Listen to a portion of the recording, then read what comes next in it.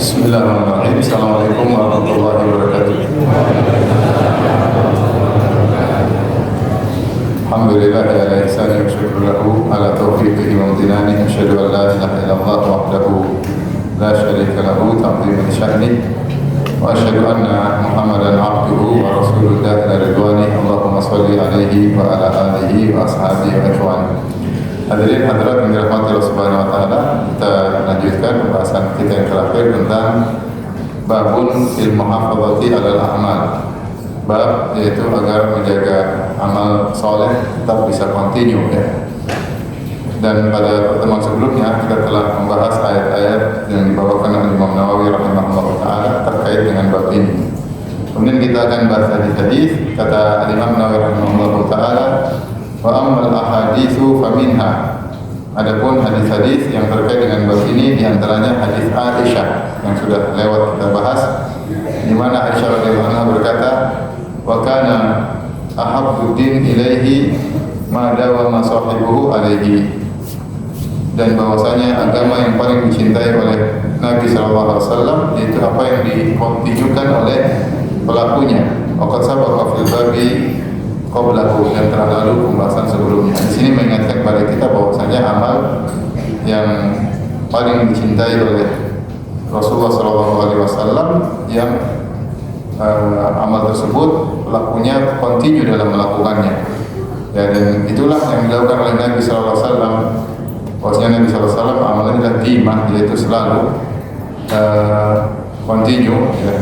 Kalau sudah Nabi lakukan sesuatu, maka Nabi SAW berusaha untuk menjaga kelangsungan amalan tersebut, tidak terputus di tengah jalan. Ini lebih dicintai oleh Allah daripada amalan yang banyak tetapi kemudian terputus tengah jalan.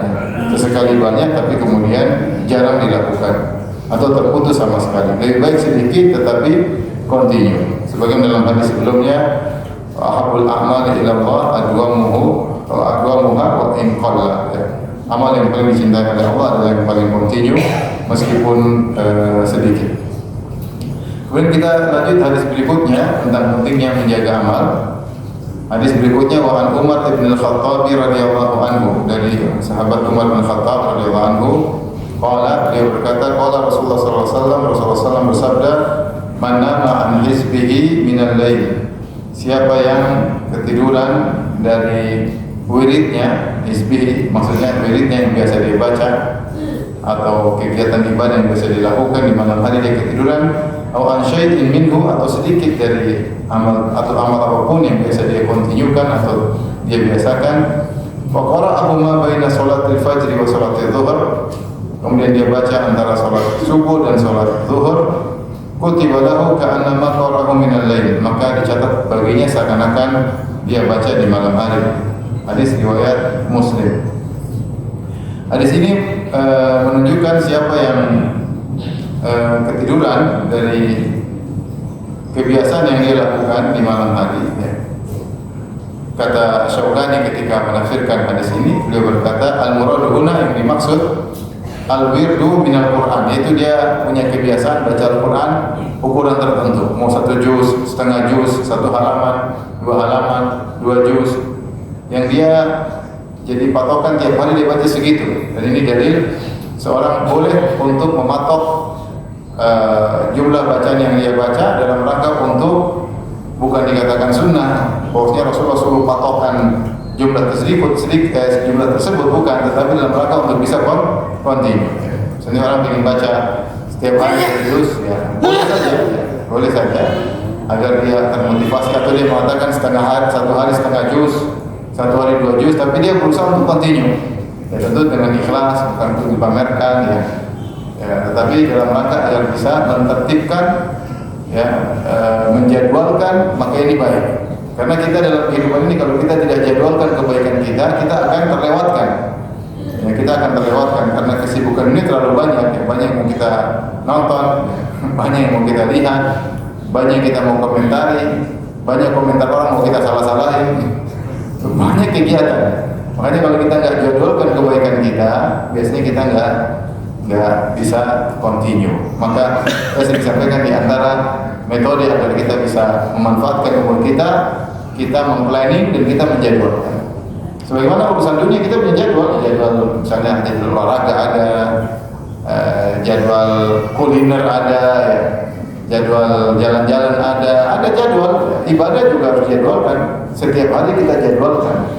Kalau kita nggak jadwalkan, akhirnya kita ibadah sesempatnya, itu masalah. Sempat kita, kalau kita jadwalkan, kita bukan sempat, memang itu jadwal kita, kita berusaha menuju ke situ, kita siapkan waktu kita sehingga kegiatan yang lain menyesuaikan dengan jadwal ibadah kita. Yang ada sekarang kita ibadah sesempatnya atau ibadah menyesuaikan dengan jadwal dunia, itu yang ada. Maka di sini isyarat bahwasanya di antara sunnah adalah menjadwalkan ibadah dengan kadar yang kira-kira kita mampu melakukannya. Ya. Dibandingkan dengan kegiatan-kegiatan kita yang banyak, ya. Kita semua sibuk atau sok sibuk, ya. Intinya kita ini banyak kesibukan. Oleh karenanya di sela-sela kesibukan tersebut kita menjadwalkan ibadah kita. Dengan kadar ibadah yang mungkin kita lakukan. Baik itu baca Quran maupun sholat malam. Di sini Rasulullah sebutkan siapa yang ketiduran dari hizbihinya, dari kebiasaannya, kata Syukani al-muradu huna al-wirdu minal Quran, itu bacaan Al-Quran, itu kadar yang sering dia baca. Mau 1 juz, mau 2 juz, mau 3 juz, tergantung orang beda-beda. Ada yang dia mungkin menghafal Quran, ada yang dia orang kantoran, ada yang dia ustaz, tentu kadarnya berbeda-beda. Rasulullah tidak pernah kasih patokan tertentu, ya. Tetapi silakan seorang mengukur kemampuannya. Tetapi hendaknya dia punya kadar dan dia jadwalkan. Wakila al-muradu makana muqtadahu min sholatil lail. Ada yang mengatakan yang dimaksud adalah kebiasaan sholat malamnya. Yaitu makna di sini siapa yang baca Quran dalam sholat malamnya, yaitu ketiduran dalam sholat malamnya, dia sehingga tidak sholat malam. Tergantung dia biasa sholat 11 rakaat, mungkin ada yang lebih, ada yang kurang. Yang penting kebiasaan dia hendaknya menjaganya. Maka kata Syaukani wal hadits yadullu ala masyru'iyyati ittikhadhi wirdin fil lail wa ala masyru'iyyati qada'ihi idza fata bisababi naum aw udhrin min al-a'dar. Hadis ini mengisyaratkan atau menunjukkan akan disyariatkannya mengambil wirid malam hari, yaitu ukuran baca Quran tertentu, dan kalau tidak sempat dibaca karena ketiduran atau karena uzur maka diqadha, yaitu dibaca di waktu siang. Wa anna man fa'alahu ma baina salatil fajr ila salatil dhuhr kana kaman fa'alahu fil lail. Maka siapa yang melakukannya meskipun di pagi hari antara salat subuh sampai salat zuhur, maka seakan-akan dia mengerjakannya di malam hari. Baik. Kita ulangi hadis ini, kata Nabi SAW, man nama an hizbihi minal lail aw an syai'in minhu. Siapa yang ketiduran dari bacaan, kadar bacaan yang biasa dia baca di malam hari atau sebagian dari bacaan tersebut. Ini menunjukkan ketika Rasulullah mengatakan au syai'un minhu, ya. Kata Nabi SAW, ya, au an syai'in minhu, menunjukkan syai' itu bahasa Arab artinya sesuatu, itu sedikit. Menunjukkan kadar yang hendaknya kita kontinyukan, tidak harus banyak. Bahkan sebagian, bukan sedikit. Orang mulai mungkin setiap hari saya baca Quran 1 hari 1 lembar. Tidak apa-apa, yang penting kau kontinu. Saya belum mampu 2 lembar, karena masih banyak kesibukan. Oke, dah 1 lembar. Atau dia mulai naik, nanti sudah mulai biasa naik 2 lembar, 3 lembar, 4 lembar, setengah juz. Tapi dia baca tiap hari. Ya. Kemudian ini menunjukkan di antara keafdalan adalah baca Quran di malam hari. Kalau baca Quran siang hari bagus, tetapi yang lebih baik baca Quran di malam hari. Jadi kita rubah kebiasaan kita, sebelum tidur biasanya kita baca medsos, ya, sampai ketiduran. Siapa yang ketiduran dari baca medsos, dia sambung di pagi hari. Tidur, kalau besok lanjut. Maka kita rubah, ada kebiasaan kita baca Quran di malam hari. Kayak kita ini umur tidak tahu kapan mau dipanggil oleh Allah Subhanahu wa Ta'ala. Kebiasaan kita rubah. Hidup manusia sesuai dengan kebiasaan yang dia lakukan. Dia bisa menciptakan kebiasaan tradisinya, bisa. Kebiasaan dia begini, makanannya kita bisa rubah. Tadinya suka gula, kita bisa rubah tak suka gula. Bisa nggak? Bisa. Tadinya kita suka kopi anak muda, karena sudah tua kita rubah jadi kopi orang tua, tidak pakai gula lagi. Akhirnya kopi yang tidak pakai gula jadi enak. Ya. Misalnya saya dulu suka kopi pakai gula, kopi manis. Kalau ada orang masih muda minum kopi pahit, itu minumnya kopi ake-ake. Akhirnya sekarang saya terjerumus. Akhirnya saya minum kopi sekarang tambah gula. Jadi menunjukkan tubuh bisa berubah. Kebiasaan itu bisa kita ciptakan. Kebiasaan bisa kita ciptakan dengan keinginan kita yang kuat, dengan circle baru, dengan lingkungan baru, dengan kerjaan baru. Dulu mana orang tertawa gimana ada online, sekarang bisa. Setelah ada kondisi menjadikan orang enjoy dengan online. Yang dulu rapat teman-teman kantor kalau rapat harus bertemu dengan jarak jauh, biaya banyak, sampai apalagi kalau rapat besar bisa miliaran, semua berangkat ke suatu kota. Sekarang tidak pakai biaya, tinggal beli tahu isi sudah selesai. Kemudian rapat. Jadi maksud saya habit ya, kebiasaan itu bisa diadakan, bisa dibuat. Maka kebiasaan kita yang mungkin malam hari kita biasa nonton berita, coba kita rubah ya. Meskipun baca 1 halaman, 2 halaman ya. Kalau bisa kita biasakan dengan istri, misalnya saya coba kalau masih muda kita bilang saya, kalau itu bilangnya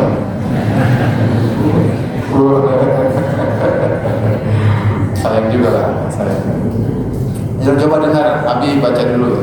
Baca 2 halaman atau murojaah bareng, atau kita baca bareng-bareng, baca sama-sama baca 2 halaman. Kita rubah aja kebiasaan tradisi. Kita jalani, tidak terasa setiap hari kita ada kita punya amalan sedikit, tambah banyak. Kalau kita hari 2 halaman, satu lembar atau 2 lembar, sebulan sudah berapa? Sudah banyak. Itu tinggal kebiasaan. Maka di sini menunjukkan dianjurkan baca Quran di malam hari. Itu lebih afdal daripada siang hari. Inna nasyi'atal laili asyaddu watqa wa aqwamu qila. Allah mengatakan bahwasanya bacaan malam hari itu lebih mengena. Bacaan malam hari lebih mengena. Tidak apa kita baca sebelum tidur atau kita baca pas bangun tidur, kita baca salat malam. Yang penting ada bacaan Quran di malam hari. Orang yang ingin tidur silakan tidur. Asal saya baca Quran nanti pas salat malam, silakan. Tergantung kesempatan ya. Dan kemudian juga dalam hadis kata Rasulullah SAW, Inna as-sawm wal Quran yusyafa'ani, bahwasanya Al-Quran dan puasa diberi izin untuk beri syafaat. Maka as-sawm, puasa berkata mana'tuhu minat ta'am wasyarab fasyafi'ni fi. Ya Allah, sungguhnya aku telah mencegahnya di siang hari dari makan dan minum, maka izinkanlah aku untuk memberi syafaat kepada orang yang berpuasa. Wa yaqul Quran, Al-Quran berkata, ya Rabbi mana'tuhu minan naum, aku mencegahnya dari tidur malam, menunjukkan dia terbangun atau baca sebelum tidur. Yaitu seakan-akan Quran berkata, ya Rabbku, aku kurangi tidur malamnya karena baca aku. Fasyafi'ni fi, maka izinkanlah aku memberi syafaat kepadanya. Kata Nabi, fayusyafa'ani, maka Al-Quran dan puasa diberi izin untuk beri syafaat kepada orang yang puasa dan orang baca Quran. Sini isyarat bahwasanya Al-Quran mengatakan mana'tuhu minan naum, aku mencegah dia dari tidur malam, berarti mengurangi tidur malamnya. Ini isyarat baca Quran di malam hari lebih afdal. Meskipun baca Quran kapan saja baik, tapi lebih afdal di malam hari. Dari berikutnya juga ketika Rasulullah SAW melihat ada seorang disiksa di alam barzakh, maka Rasulullah bertanya, siapa orang itu yang disiksa? Kata malaikat Jibril, rajulun atahu Allahu Al-Quran, atau Allah ajarkan di Al-Quran, fahuwa yanamu anhu bil-lail wa lam ya'mal bihi fin-nahar. Fahuwa yanamu anhu bil-lail, dia malam hari tidur tidak dibaca dan siang hari tidak diamalkan. Yang menunjukkan ada isyarat baca Quran di malam hari apa? Baik-baik ya.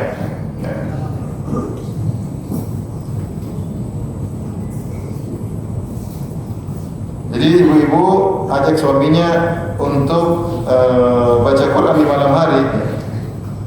Kebiasaan, ciptakan habit agar kita semangat untuk baca Quran. Demikian juga dalam surat Al-Imran 113 Allah berfirman, "Laisu sawa." Tidaklah sama antara kitab satu dengan yang lainnya. Min ahli kitab ummatun qa'imatun yatluna ayatillahi ana al-lail. Maksudnya mereka membaca ayat-ayat Allah di waktu malam,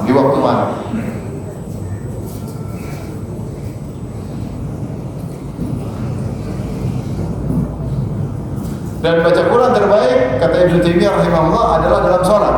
bacaanku terbaik adalah dalam sholat. Dan ini benar. Kenapa baca Quran terbaik dalam sholat? Karena dalam sholat kita sedang connecting dengan Allah Subhanahu Wa Taala. Dan kedua, kita lebih fokus membaca apa yang kita baca. Apalagi seorang baca dari hafalannya. Maka kalau bisa baca Quran malam hari terbaik. Kalau tidak bisa kapan saja, mau siang hari, mau sore hari. Al-Quran dianjurkan untuk dibaca kapan saja.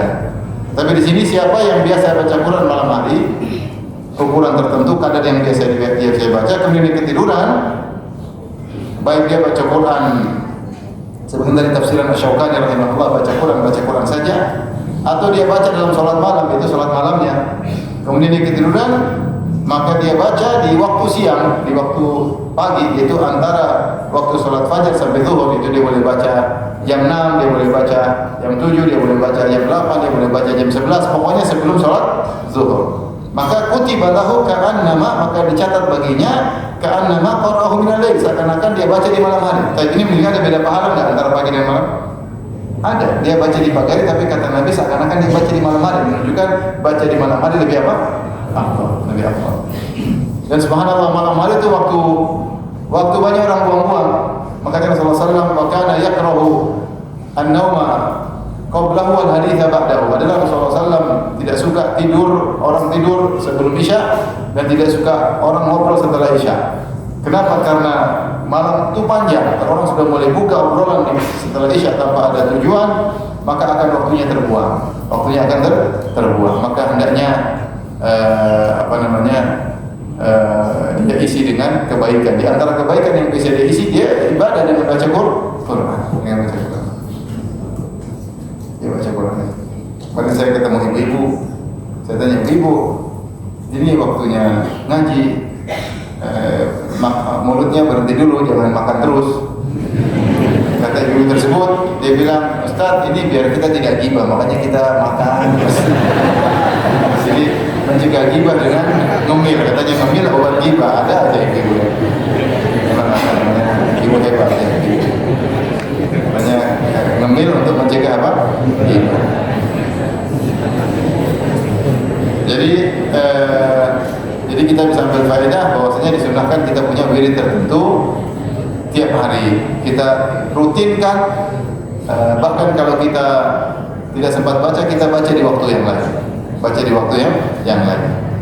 Kalau tidak kita baca di waktu yang lain, ini di antara faedahnya. Kalau kita tidak baca di waktu yang lain, maka kebiasaan kita akan hilang. Hari ini kita tidak baca, besok tidak baca. Baik, hari ketiga kita baca, hari keempat kita baca. Terus kita libur lagi hari ke-6, ke-7, 8. Nanti kita susah lagi untuk mengulangi lagi. Tapi kalau kita punya komitmen, sehingga kita tidak baca di malam hari, kita ganti baca di siang hari, ini rutinitas kita tidak terganggu karena kita ada komitmen. Seperti kalau kita bulan Ramadan, kita belum selesai, kita punya target 1 hari 2 juz, 3 juz, kita nggak sempat baca malam hari, kita lanjutkan pagi hari. Pokoknya 1 hari target. Kalau 1 hari kita nggak bisa baca, kita dikodok di hari berikutnya. Sehingga kita baca sehari kedua, kita baca 6 hari misalkan, 6 juz, baca 6 juz. Ini salah satu metode yang Rasulullah ajarkan agar kita bisa continue, sehingga seorang yang tidak sempat menjalankan rutinitasnya, dia menggantinya di waktu yang lain. Terkait dengan coba kita bahasnya.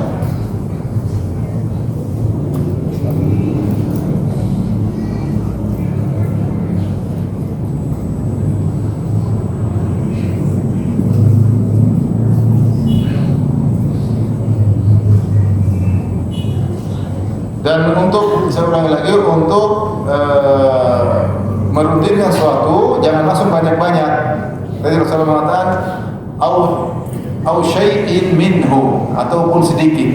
Jadi yang penting continue, Di antara faedah amal sedikit tapi continue, kata Nawawi rahimahullah taala, al-qalilu da'imu khairun minal katsiril munqati'. Sedikit tetapi continue lebih baik daripada banyak tapi terputus-putus. Bi anna bidawamil qalil tadumu ta'ah, karena dengan sedikit yang continue maka ketaatan akan continue. Wa dzikru, ya tadumu ta'atu wa dzikru, maka ketaatan, zikir, ingat Allah continue. Wal muraqabatu wan niyyatu wal ikhlas wal iqbal ala al-khaliq subhanahu wa ta'ala, demikian juga yang continue merasa diawasi Allah, niat pun juga selalu continue, ikhlas continue, semangat juga continue. Wa yuthmirul qalilud daim, dan akhirnya sedikit yang kontinu akan membuahkan hasil. Haitsu yazidu 'alal katsiril munqati' adha'afan katsira, akan membuahkan hasil yang banyak daripada suatu yang banyak namun terputus-putus. Jadi dengan sedikit itu kita semangat ibadahnya semangat. Tapi kalau kita paksa, saya pingin satu hari harus 1 juz tanpa ada mukadimah, pokoknya pada kita maksa, akhirnya kita ibadahnya ngantuk-ngantuk. Ini kurang baik. Ibadah itu bagus kalau dikerjakan dengan kondisi apa? Semangat. Dalam kondisi semangat. Maka Rasulullah mengatakan, "Alaikum minal amali ma tutiqun, fa inna Allaha la yamallu hatta tamallu." Wahai manusia sekalian, hendaknya kalian melakukan amal yang kalian mampu. Allah tidak bosan sampai kalian yang bosan. Wa inna habbal amali ila Allah ma duwima alaihi wa in qala. Sungguhnya amalan yang paling dicintai oleh Allah adalah yang paling kontinu meskipun sedikit. Ketika Rasulullah mengatakan lakukan amal yang kalian mampu, menunjukkan agar kita melakukannya dengan semangat. Apapun amal tersebut, baca Quran, sedekah, kita mulai dari sedikit-sedikit. Ya. Saya mau sedekah setiap pekan 200.000, tak apa-apa. Tapi kita nanti jadi langsung 1 juta, tapi banyak kali. Besok berhenti. Tahun depan lagi lah baru. Kalau kita sedikit, kita memberikan dengan semangat. Meskipun sedikit.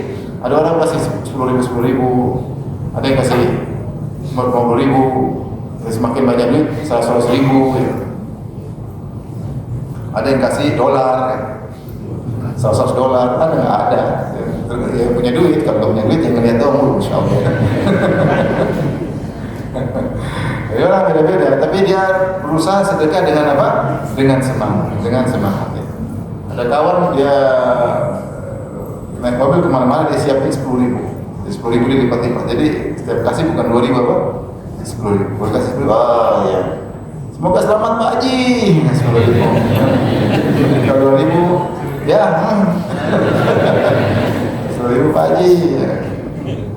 Ya, macam-macam. Jadi maksud saya sedikit tapi kontinu. Kalau sudah kita punya kemampuan, kita tambah lagi. Jadi kontinu itu sangat bernilai, Kalau kita tidak bisa lakukan, kita ganti waktu lain sehingga terus kita bisa terjaga. Tapi kita lanjutkan hadis berikutnya.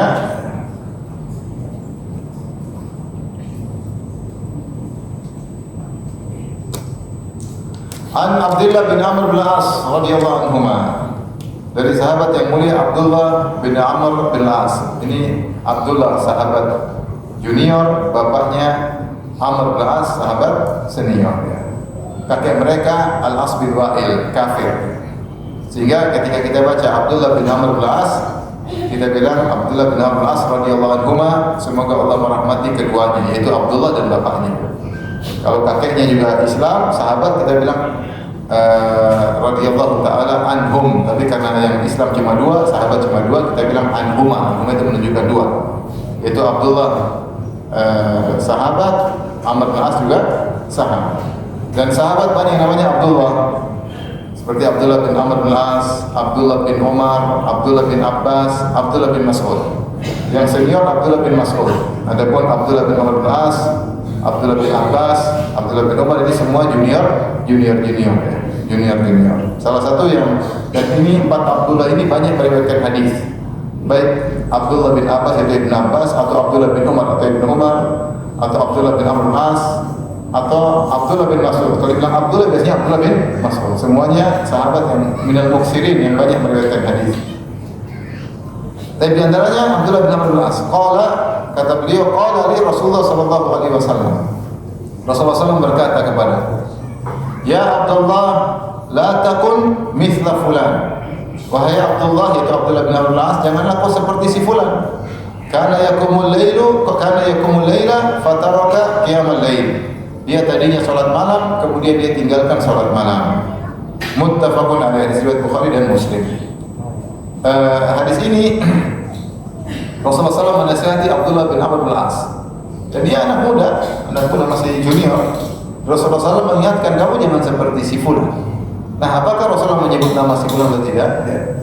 Bisa jadi Rasulullah mengatakan jangan seperti si dianya Rasulullah tidak sebutkan siapa. Atau mungkin Rasulullah sebutkan nama karena untuk menasihati, tapi Abdullah bin Amr bin As ketika meriwayatkan dia tidak sebut nama. Allah alam bisawab siapa yang menyebutkan nama tersebut, sebagaimana menafsirkan Nabi yang tidak menyebutkan namanya. Dan ini banyak dalam hadis-hadis Rasulullah SAW mengatakan ma balu aqwamin Kenapa ada kaum yang melakukan demikian?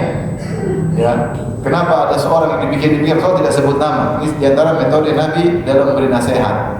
Dan ini baik. Terkadang kita tidak perlu menyebut nama, kita hanya sebut saja kenapa ada orang begini, kenapa ada orang begitu, tanpa harus menyebut nama. Dan itu ada faedahnya. Faedah pertama, orang tersebut, ya mungkin orang sudah pada tahu, tapi dia tidak lebih tersinggung daripada kalau disebut apa namanya, karena masih ada kemungkinan maksudnya orang lain.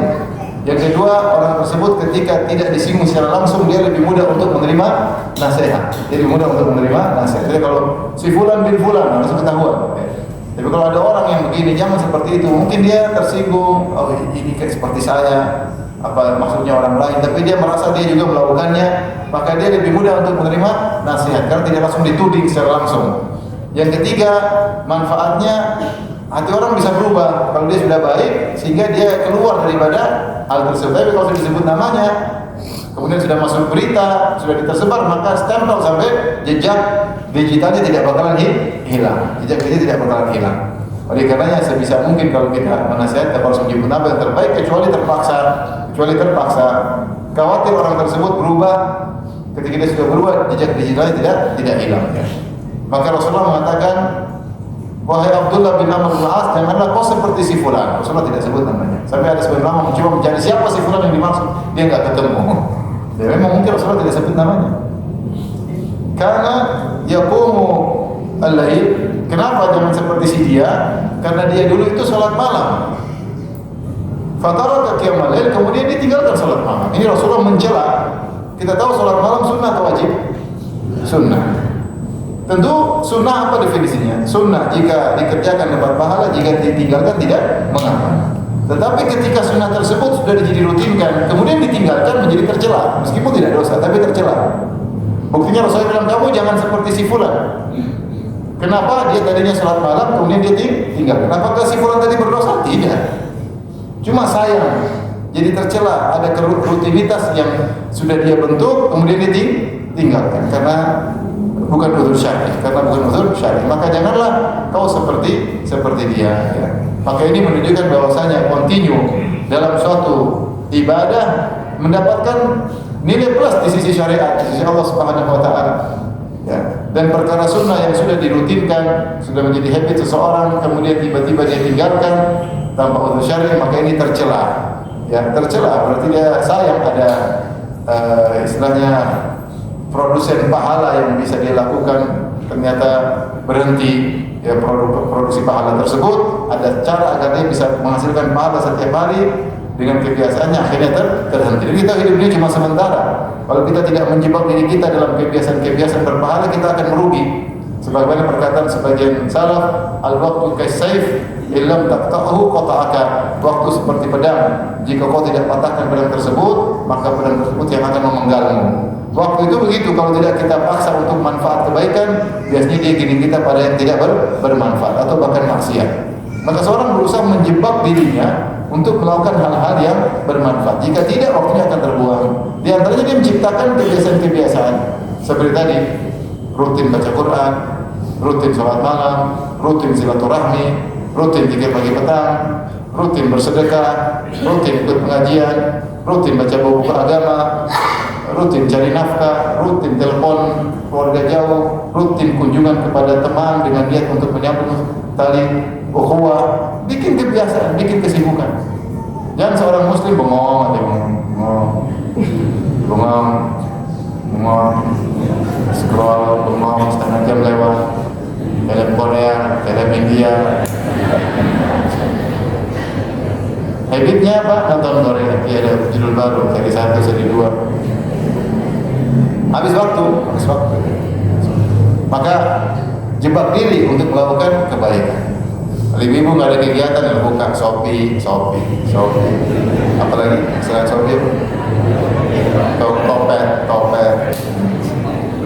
Paling parah kalau kita khawatir GoFood. Aduh, ini bakalan gemuk ini. Katanya untuk biar tidak gibah.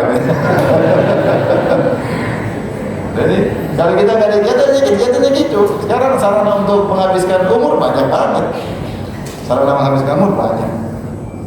Medsos, grup-grup WhatsApp, nah itu sarana menghabiskan apa?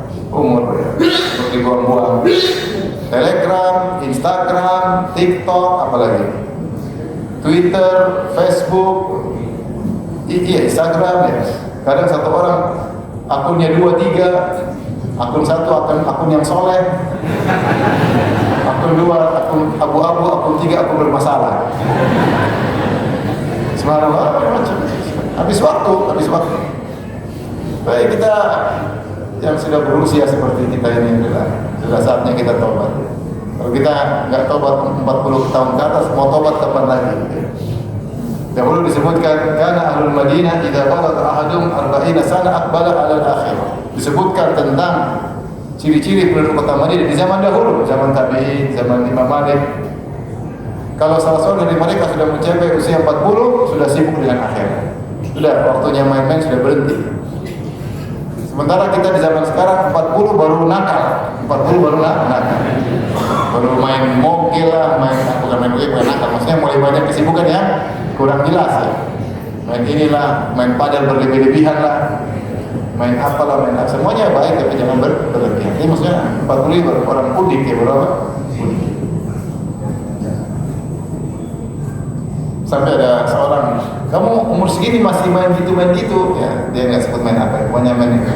Kenapa? Berarti kamu kurang bahagia. Saya dulu waktu kecil semua permainan sudah saya lakukan. Kamu kecil kurang main makanya, sekarang baru main-main kebanyakan. Jadi kita sekarang udah 40 ke atas, kita harus lebih banyak fokus untuk apa? Akhir. Tentu dengan dunia kita jalan, nggak mungkin kita bisa katakan tidak lewat dunia kita jalani. Tapi kita harus menjadikan akhirat selalu di hadapan kita, harus selalu di hadapan kita. Maka hadis ini menunjukkan rutinitas orang kebaikan bisa berhenti. Maka jangan seperti itu. Seorang kalau sudah rutin, dia menyesuaikan jadwal yang lain agar rutinitasnya tidak terganggu.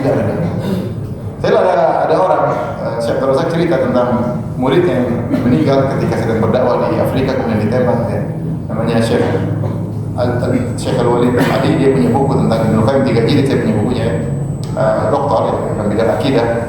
Dia punya kebiasaan yang tidak bisa dia rubah, yaitu setiap pada asar dia ngobrol sama bapaknya. Semua jadwal pengajian apapun harus menyesuaikan jadwal dia. Jadi kalau habis asar dia ketemu bapaknya, dia ngobrol, siapin kopi, ngobrol seperti layaknya teman. Sampai kalau bapaknya umroh sama dia, safar sama dia, karena anaknya ini menyenangkan ayahnya. Karena anaknya sengaja untuk menjadwalkan rutin ngobrol sama bapaknya. Sehingga apapun kegiatan saya punya jadwal rutin. Jadi harusnya kita bisa begitu. Semua jadwal kita dunia kita sesuaikan dengan jadwal rutinitas ke akhirat kita. Namun kenyataan yang terjadi, jadwal akhirat kita jadi tumbal karena ada dunia. Itu kenyataan yang menimpa sebagian kita, kalau bukan semua kita. Maka jangan sampai seorang sudah punya rutinitas kebaikan kemudian dia rubah. Antum kalau sudah punya kebaikan berbuat baik sama tetangga jangan rubah. Terus continue. Kalau antum lupa antum qadha ya. Antum punya kebuat baik, punya jadwal kebaikan sama misalnya ponakan, lakukan, jangan pernah berhenti, lakukan terus. Antum punya jadwal kebaikan untuk telepon, misalnya telepon kawan, untuk waktu telepon ya, waktu bulan sekali kayak, ini ingat ya, punya jasa dulu pernah main sama saya, pernah saya sering tidur di rumahnya ya, pernah dulu kita makan bareng-bareng ya, zaman dahulu jangan dilupakan ya. Kita sambung lagi dalam kebaikan. Maka rutinitas yang sudah kita lakukan itu kebaikan punya nilai plus, dan kalau kita tinggalkan kita tercela, meskipun tidak berdosa tapi tercela. Kapan kita kecuali kita meninggalkannya untuk rutinitas yang lebih baik, baik. Misalnya kita rutin kasih tetangga kita 100.000 setiap bulan, kita ganti jadi 3 juta per bulan. Itu boleh dirubah. Nah, kalau gitu itu boleh dirubah. Kalau ada ya sudahlah. Akhirnya kita jadi tetangganya aja itu 3 juta tiap bulan. Jadi saya ini kalau kita tidak memanage, tidak mengatur, tidak menjadwalkan, kita yang terjadwalkan, akhirnya umur kita habis. Mereka yang sudah jenggot putih semua, saya nggak tunjuk siapa ya, saya cuma bicara secara umum. Yang rambutnya udah putih semua, saya nggak lihat siapapun ya, yang masing-masing tahu diri ya. udah putih semua, udahlah saatnya udah berhenti yang nggak jelas ya. Lakukan yang jelas-jelas. kita ingin masa depan kita di alam barzah indah ya. Gimana mau alam barzah indah kita kurang modal, harus banyak modal, harus banyak deposit amal soleh.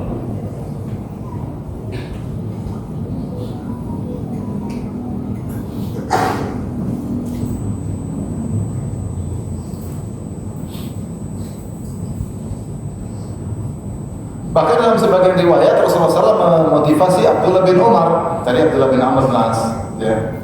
Rasulullah berkata, nikmar rajulu Abdullah, lau kana yaqumul lail. Sebaik-baik lelaki atau anak muda adalah Abdullah bin Umar seandainya dia salat malam. Rasul tidak bilang dia langsung, Rasul bikin kabar. Itu anak itu misalnya anak itu baik sekali, sayang dia tidak salat malam. Kira-kira begitu. Itu anak baik sekali, sayang dia tidak salat malam. Akhirnya kabar ini sampai kepada Abdullah bin Umar bin Khattab radhiyallahu ta'ala anhu. Sama Abdullah bin Umar bin Khattab, Al-Khattab juga tidak beriman. Makanya Abdullah beriman, Umar beriman. Makanya radhiyallahu anhu Abdullah bin Umar. Ketika mendengar ini saling menyatakan, maka setelah mendengar hadis itu ujian Nabi, maka Abdullah bin Umar tidak pernah meninggalkan salat malam. Ya, kadang-kadang kita bersuara, kau ini sebenarnya sempurna, cuma kau pelit. Seandainya kau tidak pelit, Masya Allah. Itu cara nasihat ya. Kita kalau sedang, kau ini saya lihat Masya Allah, cuma satu kekurangan yang saya lihat agak mengganggu kesempurnaan. Kau suka marah-marah. Seandainya kau tidak suka marah-marah, Masya Allah. Ya, jadi semangat, jadi benar-benar saya ada kekurangan. Tapi kalau biasa pemarah dia udah gak terima dulu. Tapi kalau kita puji dulu, kau adalah yang terbaik, cuma ada kekurangan. Seandainya kau begini, kau ini sudah, oh, Masya Allah, kau sudah ini, cuma sayang kau belum haji. Kalau kau haji lebih sempurna. Jadi semangat termotivasi untuk haji. Jadi Rasulullah SAW di lain sisi memotivasi agar menjadi seorang sempurna dengan salat malam. Di lain sisi Rasulullah mencela orang yang tadinya salat malam kemudian berhenti. Dan ini ibadah. Salat malam luar biasa, maka seorang berusaha ada waktu untuk salat malam. Hadis berikutnya juga tentang salat malam. Wa an Aisyah radhiyallahu taala anha, dari Aisyah radhiyallahu taala anha, qalat, dia berkata, kana Rasulullah sallallahu alaihi wasallam idza fatatu salatu min al-lail min wajhin aw ghairihi shalla min an-nahari thintai asyrata raka'ah. Rawahu Muslim. Kata Aisyah, dan Aisyah yang lebih tahu tentang kegiatan Nabi di rumah. Rasulullah punya kegiatan di luar rumah dan di rumah. Yang tahu kegiatan Nabi di dalam rumah siapa? Istri-istrinya. Sehingga istri-istrinya meriwayatkan bagaimana kegiatan Nabi ketika dalam rumah yang tidak diketahui oleh para sahabat. Sampai sebagian sahabat tanya istri Nabi, bagaimana kebiasaan Nabi ketika di rumah, karena yang tahu istri Nabi. Kata Aisyah radhiyallahu anha, adalah Rasulullah SAW jika terluput dari sholat malam karena sakit atau karena yang lainnya. Karena seorang terkadang sakit tidak mampu, atau ketiduran, atau karena kesibukan, atau karena ada perang, karena ada musibah, ya banyak hal, sehingga dia tidak bisa sholat malam seperti kebiasaannya. Apa yang dilakukan oleh Nabi? Sholat minan nahari, maka Rasulullah SAW sholat di siang hari 12 rakaat. Kenapa? Karena kebiasaan Nabi 11 rakaat. Kalau dia tidak sempat sholat di malam hari 11, maka dia ganti di siang hari berapa? 12. Dari situ Syekh Utsaimin rahimahullah mengambil faedah, siapa yang biasa sholat malam cuma gabung sholat malam sama witir misalnya 5 rakaat, karena dia selalu bangun menjelang subuh, maka dia tidak sempat, dia bangun terlambat, dia sholat di siang hari berapa? 6 rakaat. Siapa yang biasa 7 rakaat, dia sholat berapa? 8 rakaat. Ini menunjukkan dianjurkan kita mengkontinukan jumlah tertentu dalam sholat. Bukan sunnah Nabi, bukan, tapi dalam rangka kontinu tadi. Jadi sunnah Nabi apa? Rutinnya, bukan jumlahnya. Jumlah terserah. Ada yang sholat 20 rakaat, bebas, masing-masing orang beda. Imam Ahmad kebiasaannya sholat 300 rakaat setiap hari. Kalau lagi ketika sakit dia disiksa, dicambuk, maka dia jadi 150 rakaat per hari. Kalau kita lagi sehat berapa? Wallahu a'lam. Kalau sakit, ya dia nggak tahu. Di jamak-jamak kalau sakit. Tapi tanya Ustaz, boleh saya jamak nggak? Kamu musafir? Enggak, Ustaz sakit. Kalau bisa dijamak. Bisa dikosor nggak? Nggak boleh kalau dikosor jamak. Kalau tergantung sakitnya. Kalau cuma sakit panu nggak boleh. Sakit jerawat. Jadi Rasulullah SAW karena kebiasaannya biasa 11, kadang beliau 13. Ketika beliau tidak sholat 11 rakaat di malam hari, maka beliau sholat 12 rakaat. Maka apa yang disebut qadha atau bukan? Ada khilaf. Ada yang bilang qadha, ada yang bilang bukan. Kenapa? Karena sholat witir nggak bisa diqadha. Sholat witir waktunya adalah di hari. Ada yang mengatakan salat maghrib itulah witir siang. Adapun malam hari salat witir. Maka Rasulullah SAW mengganti saja biar dapat pahala yang sama. Beliau tambah 1 rakaat karena salat witir harus di malam hari. Kalau diganti di siang hari, maka jadi salat biasa. Salat biasa. Ada yang mengatakan qadha tapi tambah 1 rakaat. Intinya Rasulullah menggantinya di siang hari. Rasulullah menggantinya di siang hari. Subhanallah, datang dari yang lain yang menunjukkan kalau seorang pun tidak sempat mengganti ya, karena ada urusan dan dia karena kalau itu kebiasaannya tetap dapat pahala ya. Seperti kata Nabi SAW,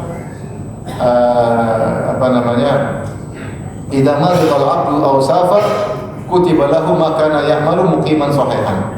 Jika seorang sakit atau bersafar, maka tetap dicatat pahalanya dari yang biasa dia kerjakan. Misalnya ketika dia tidak musafir, lagi mukim, dia biasanya sholat rawatib. Dia biasanya sholat apa? Rawatib. Dia biasanya sholat 4 rakaat, duhur, asar, isya. 4 rakaat. Ketika dia musafir, dia qasar semua. 4 jadi berapa? 2. Tetap dicatat pahala 4. Dan tidak karena sunnahnya ketika musafir sholat berapa? Rakaat 2 rakaat, diqasar. Kemudian dia tidak sholat qabliyah dan ba'diyah. Padahal ketika dia mungkin dia biasanya qabliyah dan ba'diyah. Kenapa? Karena sunnahnya kalau kita sedang safar dan kita mengqasar sholat tidak qabliyah dan ba'diyah, kecuali qabliyah subuh. Ya. Maka ketika itu meskipun dia tidak mengqadha karena memang sunnahnya tidak dilakukan. Ini contoh ada suatu kegiatan yang tidak dilakukan karena memang sunnahnya tidak demikian. Sunnahnya kalau kita mukim sholat sempurna, zuhur 4 rakaat, asar 4 rakaat, isya 4 rakaat, kita ada namanya qabliyah dan ba'diyah. Kalau kita musafir, sunnahnya bukan 4 tapi berapa? 2. Tapi pahalanya seperti 4. Kemudian dia tidak sholat qabliyah ba'diyah tapi pahalanya seperti dia sholat qabliyah. Kenapa? Karena yang Allah nilai kebiasaannya. Allah nilai kebiasaan. Kebiasaan dia kalau lagi tidak musafir dia sholat demikian. Sama kalau dia sakit, biasanya dia sehat, dia puasa Senin Kemis, dia biasanya puasa Ayyamul Bid atau dia puasa Daud. Ketika dia sakit berbulan-bulan bahkan bertahun-tahun dia tidak bisa karena dia sakit atau dia kena mah, nggak mungkin lagi puasa dia akan kena GERD atau masalah dalam perutnya ya. Maka kemudian dia tidak berpuasa bertahun-tahun, bahkan saya meninggal tetap dicatat. Subhanallah. Kenapa? Allah tahu kalau dia sehat dia bakalan sering puasa. Ini adalah karunia dari Allah Subhanahu wa taala, keringanan. Maka mumpung kita masih bisa, kita lakukan ibadah yang sehingga menjadi rutin kita. Kalau sudah jadi rutin kita, kemudian kita berhalangan, tetap dicatat karena Allah tahu seandainya dia tidak ada halangan dia akan melakukannya. Seperti Nabi SAW mengatakan, Inna bil Madinah la rijalan ma qata'tum wadiyan wa lam sirtum masiran illa kanu ma'akum habasahumul udhur. Ketika Rasulullah SAW kalau masalah perang Tabuk, Rasulullah mengatakan sungguhnya di kota Madinah ada beberapa orang yang tidaklah kalian berjalan melewati lembah, melewati perjalanan jauh kecuali mereka sedang berjalan bersama kalian. Artinya pahalanya sama. Kenapa? Mereka terhalangi dari uzur karena kebiasaan mereka ikut berjihad. Cuma kali ini mereka beruzur. Uzur mereka banyak. Ada yang sakit, ada yang tidak punya tunggangan. Ya. Tapi seandainya mereka sehat dan punya tunggangan, mereka bakalan berjalan bersama kalian. Sehingga yang Allah nilai adalah kebiasaan seseorang. Makanya saya berharap kalau kita masih kuat, ya, masih agak muda, ya, atau soal muda, ya, kemudian kita masih kuat. Kita punya kebiasaan baca Quran ya. Nanti suatu kalau kita udah tua, kita nggak mampu seperti waktu muda. Mudah-mudahan tetap dicatat. Oleh karenanya ketika sebagian orang ateis mengatakan bagaimana Tuhan tidak adil, Tuhan orang Islam tidak adil, katanya ada orang melakukan maksiat selama 60-70 tahun, dia kafir, kemudian dia masuk neraka kekal selama-lamanya. Ini nggak adil. Harusnya kalau dia mau disiksa juga 60-70 tahun. Apa bantahannya? Bantahannya banyak, diantaranya dikatakan seandainya Allah kasih dia umur 100 tahun, dia akan maksiat 100 tahun. Seandainya kalau Allah kasih dia umur 1 juta tahun, dia akan maksiat 1 juta tahun. Makanya dia umur 70 atau 1 juta tahun sama saja kan. Karena Allah tahu kebiasaan dia. Sebagaimana seorang mukmin, meskipun dia hanya beramal soleh hanya 60 tahun, dia akan diberi pahala surga selama-lamanya. Kenapa? Allah tahu kebiasaannya orang ini. Kalau dia hidup lama, dia akan beribadah kepada Allah. Makanya ketika orang kafir minta untuk dikembalikan ke dunia, na'mal ghairal ladzi kunna na'mal, kami akan sadar, kami akan soleh. Apa kata Allah Subhanahu wa taala? Law ruddu la'adu liman huwa anhum wa innahum lakadzibun. Seandainya mereka dikembalikan ke dunia, mereka akan maksiat lagi dan mereka hanya berdusta ketika mengatakan kami akan sadar. Jadi Allah Maha baik, Allah menilai kebiasaan seseorang. Ini contoh, bahkan kita tidak mengqadahnya pun tetap dapat pahala. Karena memang tidak ada waktu untuk mengqadahnya. Seperti ibadah yang tidak bisa qadha, seperti kata Syekh Utsaimin, seperti sholat wudu. Ada orang terbiasa sholat sunnah wudu. Setiap habis wudu dia sholat. Kemudian suatu hari dia lagi habis wudu, kemudian ada kesibukan akhirnya sudah lewat sejam, maka tidak disunnahkan untuk mengqadha sholat sunnah wudu. Karena sholat sunnah wudu dikerjakan selepas wudu langsung. Tapi apakah dapat pahala? Tetap sholat sunnah wudu tetap dapat pahala. Kenapa? Karena itu habitnya. Karena itu kebiasaan. Paham?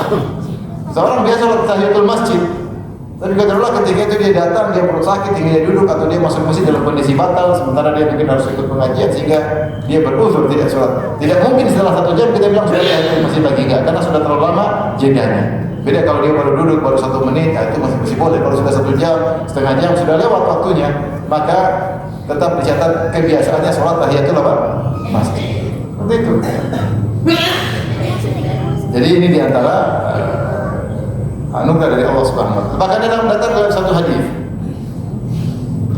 Rasulullah mengatakan, "Man ata ala firashihi wa nawa an yaquma min al-lail, fa ghalabathu 'ainahu hatta asbah." Siapa yang mendatangi tempat tidurnya, kemudian dia niat untuk sholat malam, ternyata dia ketiduran sampai pagi hari, maka tetap dicatat baginya pahala sholat malam. Wa kana naumuhu shadaqatan alaihi min Allah. Adapun tidurnya sedekah dari Allah Subhanahu wa taala. Jadi tidur tetap dapat pahala sholat malam. Kenapa? Karena itu kebiasaan. Karena itu kebiasaan. Maksudnya Allah menilai dari sisi kebiasaan. Tapi kalau seorang mampu untuk mengqadhanya, hendaknya dia mengqadha supaya rutinnya bisa terjaga. Tapi ada kadang tidak bisa qadha pun tetap Allah catat pahalanya. Ya.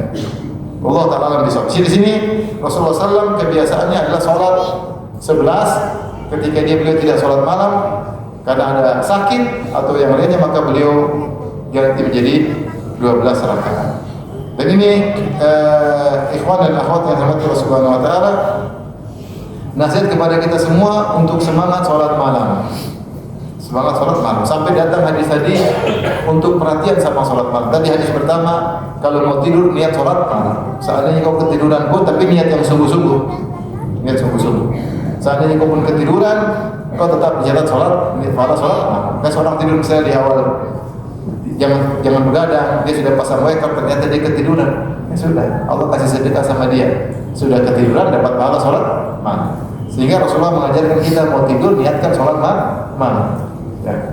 Sehingga pahala berjalan. Tidur kita juga dapat pahala. Sebagai perkataan Mu'adz bin Jabal, "Innilah ahtasibu naumati kama ahtasibu qaumati." Aku berharap dapat pahala dengan tidurku sebagaimana aku berharap dapat pahala dengan sholat malam. Jadi dua-duanya dapat pahala. Maka ini mengisyaratkan kita kalau tidur jangan asal tidur, tapi pasang niat. Jangan asal tidur. Tapi kalau kita tidur sambil nonton medsos, biasanya nggak ada niat. Niatnya besok lanjutin lagi, tapi ketiduran. Sayang, hari-hari kita lewati, tidur kita nggak dapat pahala. Tapi kalau sekedar mau niat, tapi niatnya harus serius. Mau sholat malam deh. Tapi nggak serius, akhirnya juga tidak bangun. Tapi kalau sudah niat serius, kemudian ketiduran dapat pahala. Dan kalau kita sudah niat serius, Allah akan mudahkan. Allah akan bangunkan. Coba aja, Allah akan bangunkan. Kalau kita niat serius, niat tekad, nanti waktunya sholat malam Allah bangunkan. Meskipun nggak pasang weker, Allah akan bangunkan. Ini pentingnya sholat malam, sehingga tidur kita berpahala. Yang kedua, sholat malam tersebut rutin, ya. Tadi tidak harus banyak-banyak. Kita mulai dari mungkin 3 rakaat. Kalau sudah semangat 5 rakaat, kita jaga terus. Kalau semangat 7 rakaat.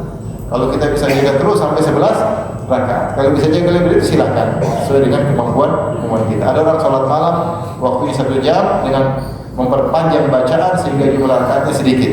Ada yang memperbanyak ruku dan sujud, bacaannya pendek. sehingga rakaatnya banyak. Yang di Allah nilai adalah durasinya. Durasinya. Ya, makanya Rasulullah ketika menyebut tentang Nabi Daud, Rasulullah mengatakan kana yanamu nisfal lail wa yusalli thulutsahu wa yanamu sudusahu. Nabi Daud alaihissalam tidur setengah malam dan sholat sepertiga malam. Jadi Rasulullah sebut apa? Durasi. Kemudian tidur lagi seperempat malam. Itu Nabi Daud alaihissalam tidur dulu, sholat baru tidur lagi. Seperti Allah mengatakan juga apa namanya? Thulutsal laili aw nisfahu aw thulutsahu. Allah sebut dalam surat Al-Muzammil. Ya. Ya ayyuhal muzammil qumil laila illa qalila nisfahu aw inqus minhu qalila aw zid 'alaihi wa rattilil qur'ana tartila. Wahai orang yang berselimut, bangunlah untuk salat malam, setengah malam atau lebih atau kurang. Di sini yang Allah sebut durasi atau jumlah rakaat? Durasi. Oleh karenanya jumhur ulama 4 mazhab berpendapat salat malam tidak ada batasan jumlah rakaat, yang penting durasinya. Tapi yang terbaik adalah salat malamnya Nabi, 11 rakaat dengan durasi yang panjang. 11 rakaat dengan durasi. Tapi kalau orang tidak punya hafalan Quran, dia baca pendek-pendek, dia boleh perbanyak. Yang penting durasinya panjang-panjang. Maka tidak mengapa. Nah, kita berusaha jadwalkan salat malam kita dengan rakaat tertentu atau durasi tertentu, ya kita langgengkan sehingga kita kapan kita terlambat kita qada di siang hari. Ya. Sehingga kita mendapatkan keutamaan salat malam. Apalagi Rasulullah SAW bersabda, afdhalus salati ba'dal fariḍah qiyamul lail. Ya. Sebaik-baik salat setelah salat fardu adalah salat malam. Kemudian juga ketika Allah menyebutkan tentang orang yang berilmu, kata Allah Subhanahu wa taala, amman huwa qanitun ana al-laili sajidan wa qa'iman yahdharu al-akhirata wa yarju rahmata rabbih. Qul hal yastawi alladziina ya'lamuna wal ladziina la ya'lamun innama yatadzakkaru ulul albab. Dalam surat Az-Zumar kata Allah, apakah sama orang-orang musyrikin, orang-orang pendosa seperti orang yang di malam hari dia salat, berdiri dan sujud, berharap kepada Allah dan takut dengan azab hari akhir. Kemudian setelah Allah mengatakan, qul hal yastawi alladziina ya'lamuna wal ladziina la ya'lamun. Apakah sama orang berilmu tidak berilmu? Itu maksudnya di antara tanda ketajaman ilmu seseorang, dia suka salat. Dia tahu bahwa dunia sementara, akhirat adalah abadi, maka dia sisihkan waktu salat malam. Maka saya biasakan dari saya pribadi, bapak-bapak, pada ibu-ibu, baik yang masih muda-muda atau nenek-nenek, jangan lupa salat malam. Apalagi sudah nenek-nenek, rambutnya udah putih semua, ya. Udah, sisihkan waktu latihan salat malam. Jadi 3 rakaat. Susah Ustaz, gak ada susah, cuma kita mau atau tidak. Kalau mau bisa, kalau nggak mau ya sudah. Kalau susah-susah ya itu cuma orang-orang soleh, nggak bisa. Kalau tekad bisa, kecuali orang sakit ya itulah cerita. Kenapa saya bilang bisa? Karena kalau kita ada jadwal keberangkatan pesawat di Cengkareng jam 5, kita bangun malam kan? Kenapa? Karena kita anggap terlambat pesawat adalah kerugian besar. Tapi kalau kita menganggap tidak sholat malam kerugian besar, kita pasti bangun malam. Tapi kalau kita nggak, ya sudahlah, biasa aja, sunnah aja, ya sudah, kita nggak sholat malam. Jadi kalau bilang nggak bisa bangun malam, itu omong kosong. Bisa, cuma tidak mau. Buktinya apa? Buktinya kalau jalan pesawat jam 5 subuh, kita jam 3 sudah mau kemana? Mau kejar pesawat. Pesawatnya kemana? Pesawatnya nggak pergi kemana. Nah, kita ingin kejar akhirat. Pasang alarm HP 2, satu di atas lemari, satu di telinga istri. Kalau kita nggak bangun, istri kita yang bangun. Kalau kita nggak bertekad, nggak bisa. Dan yakinlah kalau kita sudah berusaha, jadi kebiasaan. Bayangkan kebiasaan kita sholat malam sampai 20 tahun. Kita masih dikasih umur 20 tahun. Betapa banyak pahala kita lihat nanti di akhirat. Kalau kita nggak biasakan, waduh, malas. Saya pernah sholat malam, saya. Dan ini terutama ibu-ibu ini paling sulit sholat malam katanya, ya. Benar atau tidak, Ibu? Hah? Nggak salah lagi, ya. Memang ibu-ibu punya banyak uzur.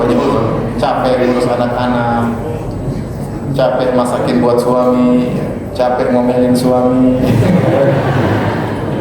Sehingga waktu malam capek. Bila ada yang ngurus anak, yang netein anak, susuin anak, anaknya tidur terlambat, ya wajar. Jadi itu memang Rasulullah SAW sendiri, dia tidak ngajak istrinya sholat dari awal. Itu benar, tapi Rasulullah ketika mau witir, Rasulullah bangunkan siapa? Aisyah. Tapi witirnya Nabi lama. Artinya Rasulullah tidak nyuruh istrinya start sama dia dari awal. Dan memang wanita tidak sama posisi, tapi jangan sampai tidak sholat malam. Jangan sampai tidak sholat malam. Bertekad sebelum tidur saya niat mau sholat malam. Pasang alarm. Bismillah insyaallah bangun. Bayangkan sabda Nabi rahimallahu ra'an qama minal lail. Semoga Allah merahmati seorang suami yang bangun malam. Fa shalla, kemudian dia salat malam, wa aiqadha ahlahu, kemudian dia bangunkan istrinya. Fa shalla, kemudian istrinya salat malam.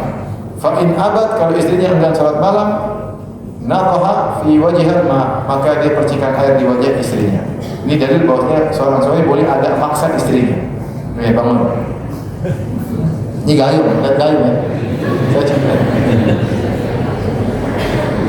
Dan sebaliknya juga boleh istri agak maksa suami. Ini kerjasama yang baik. Rahimallahu mar'atan, semoga Allah merahmati seorang wanita qamat minal lail. Dia bangun di malam hari, fa shalat, kemudian dia salat malam. Wa aiqadat zaujaha, kemudian dia bangunkan suaminya. Fa shalat, kemudian suaminya pun salat. Fa in aba, kalau suami tidak mau salat, nadhat fi wajhil ma, maka dia percikan air di wajah suaminya. Jadi baik-baik percikan, bisik-bisik istriku, mari kita bangun salat, doain anak-anak. Istriku kita bangun, minta sama Allah, kita minta sama siapa lagi? Rumah belum ada, minta rumah sama Allah. Bismillah. Insyaallah dia bangun. Istriku kita udah lama nggak punya anak, minta sama Allah agar Allah anugerahkan anak buat kita. Istriku uang kita kurang, kita minta rezeki sama Allah. Allah sekarang sedang turun ke langit dunia mencari hamba-hamba yang berdoa, kita tidur, sayang ya.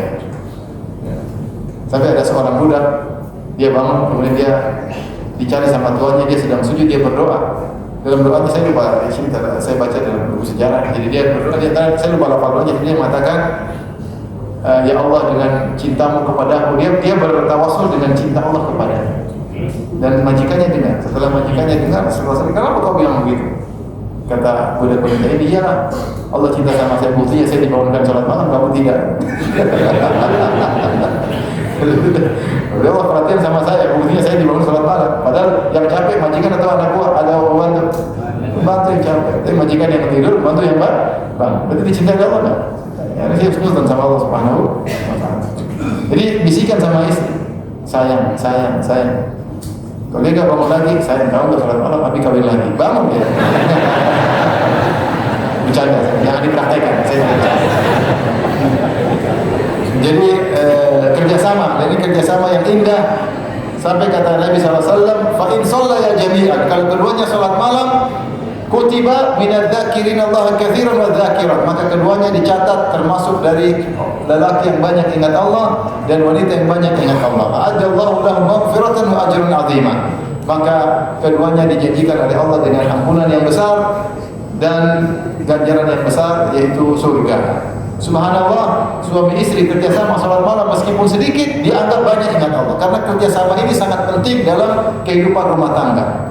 Dimulai dengan kerjasama dalam kebaikan, diantaranya kerjasama dalam sholat malam. Meskipun tidak sholat lama panjang-panjang, tidak sholat malam panjang-panjang, tapi ketika mereka kerjasama sangat besar pahalanya di sisi Allah. Sampai meskipun sholat sebentar dicatat termasuk para lelaki yang banyak ingat Allah, suaminya dicatat wadzakirin Allah katsiran, termasuk lelaki yang banyak ingat Allah, dan istrinya dicatat wadzakirat, termasuk wanita yang banyak mengingat Allah. Dan Allah siapkan ampunan dan ganjaran. Maka dengan kerjasama sholat malam akan timbul kerjasama yang lain. Kerjasama ngurus anak, kerjasama bersedekah, kerjasama bantu berbakti sama orang tua, baik orang tua suami, orang tua istri, kerjasama untuk berbakti kepada kerabat, kerjasama banyak. Sementara kita dapati sebagai keluarga kerjasama sama-sama nonton sinetron, sinetron bagus. Bibi ini cerita ini artis ini ketangkap, suaminya selingkuh, kerjasama nonton berita. Kita harus kerjasama dalam kebaikan. Maka perhatian sholat malam saya pribadi, juga para ibu-ibu, para istri-istri, para mbak-mbak, tante-tante dan nenek-nenek, ya, jangan lupa sholat malam. Kalau sholat malam saya juga dapat pahala karena saya memotivasi. Baik, demikian saja yang ingin sampaikan. Kalau ada yang bertanya saya persilahkan. Wallahu taala a'lam bishawab.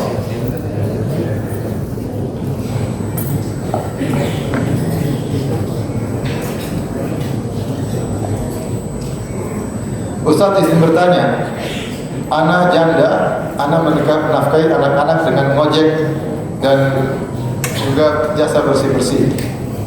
Alhamdulillah teman ana menawarkan ana untuk kerja di restorannya, tapi SOP-nya harus pakai seragam, tidak boleh pakai gamis dan cadar. Pertanyaan ana, apakah dengan menerima pekerjaan itu bisa mengganggu keistiqomahan ana dalam ibadah? Apakah ana zalim terhadap anak-anak karena bawa mereka kerja? Ana ngojek bawa anak-anak yang 1 tahun. Kita bicara tentang pilihan dan darurat.